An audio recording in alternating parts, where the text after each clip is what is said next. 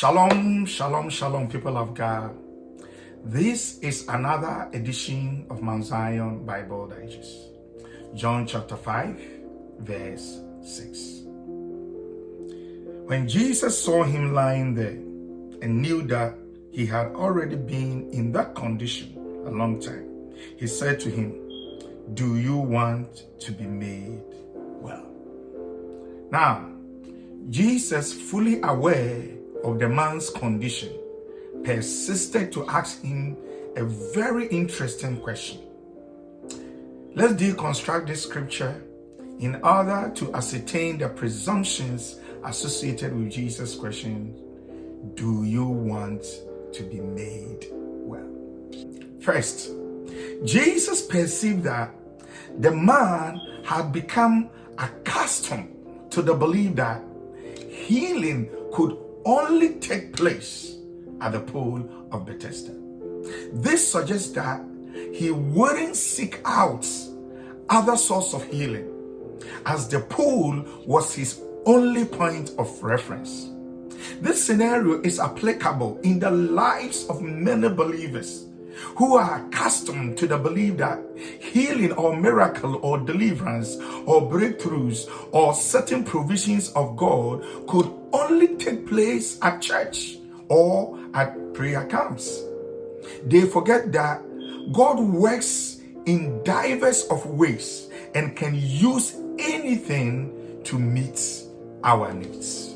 Throughout Jesus' ministry on earth, he healed a multitude of sick people in many ways.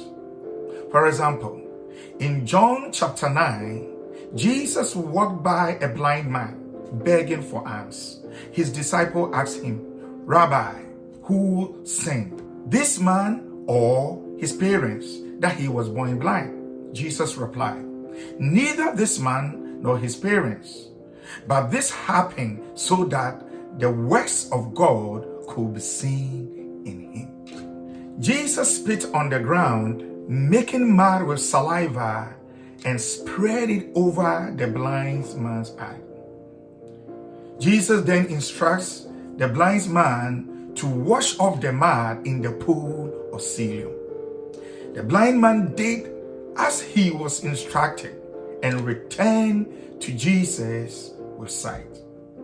Others, like blind man Bartimaeus, Jesus said, "Your faith had made you whole."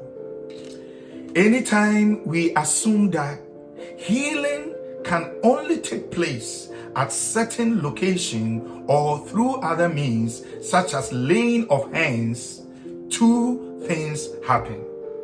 One, we limit the power of God to move in our lives or in our situation. And two, we limit God to operate in full capacity.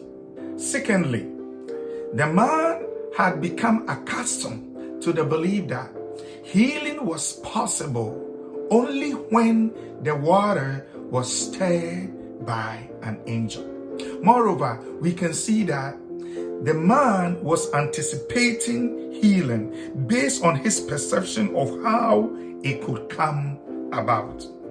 His belief also demonstrated total reliance on an angel to come down to stir the water and to heal. The reality is that God can use anything to accomplish his plan and his purpose in our lives. Thirdly, the man had grown accustomed to the act of being placed into the pool by people as a means towards deliverance. Over the years, the man's reliance on people at the pool of Bethesda had robbed him of getting his healing due to the lack thereof. His faith and trust and dependence on people only led to disappointment and frustration for about 38 years. Most Christians find themselves in similar situations whereby they depend so much on others, only to get disappointed in every step of the way. Remember, Our source of healing, our source of deliverance, and our source of living is God and no one else. I hope you've been blessed by today's message. Stay blessed and be a blessing.